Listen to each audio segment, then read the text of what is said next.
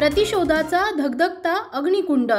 काही दिवसांपूर्वी नवापूर शहरामध्ये लगतच्या भागात एका नवीन अधिकृत दारू व्यवसाय आस्थापनेमध्ये दुकानाचे कुलूप तोडून त्यात प्रवेश करून सराईत गुन्हेगारांच्या टोळीने चोरी केल्याचं चित्र समोर आलं होतं। सदर प्रकरणात पुढे काय झाले याची वाच्यता आज तागायत झालेली नसल्याने लोकांमध्ये परत एक वेळा सदर प्रकरणासंबंधी तपास प्रश्न उपस्थित केले जात आहेत। मागच्या काळापासून ते आज तगायत कुठे ना कुठे कोणत्या ना कोणत्या गुन्हे होत आहेत। अनेक प्रकरणात पोलिसांनी घडलेले गुन्ह्याचा तपास लावलेला आहे आणि काही प्रकरण पोलीस तपासावर असतील, परंतु चोऱ्या कमी करण्यासाठी किंवा चोरांचे कायमस्वरूपी बंदोबस्त करण्यासाठी कठोर निर्णय का घेतले जात नाही असा आहे मोठा प्रश्न अनेक वेळा सामान्य जनतेकडून विचारला जात आहे।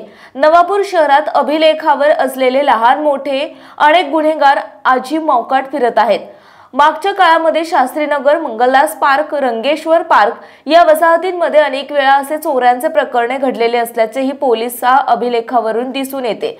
परंतु घडलेल्या अनेक प्रकरणांपैकी काही प्रकरणे वगळता बहुतांश प्रकरणांमध्ये शोध लागला किंवा नाही याची वाच्यता झालेली नाही। चोऱ्या करणाऱ्या टोळ्या अधिक नियोजनपूर्वक चोऱ्या करत आहेत की पोलीस कार्यपद्धती प्रभावी ठरत नाही असाही प्रश्न अनेक वेळा केला जात आहे।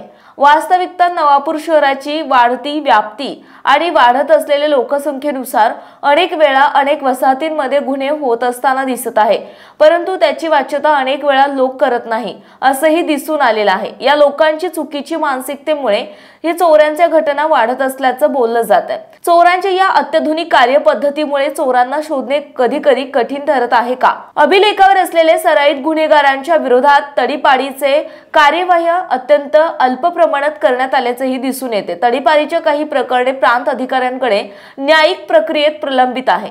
वास्तविकता असे महत्त्वाच्या प्रकरणांकडे पोलीस प्रशासनाकडून दक्षता घेणे गरजेचे दिसून येत आहे।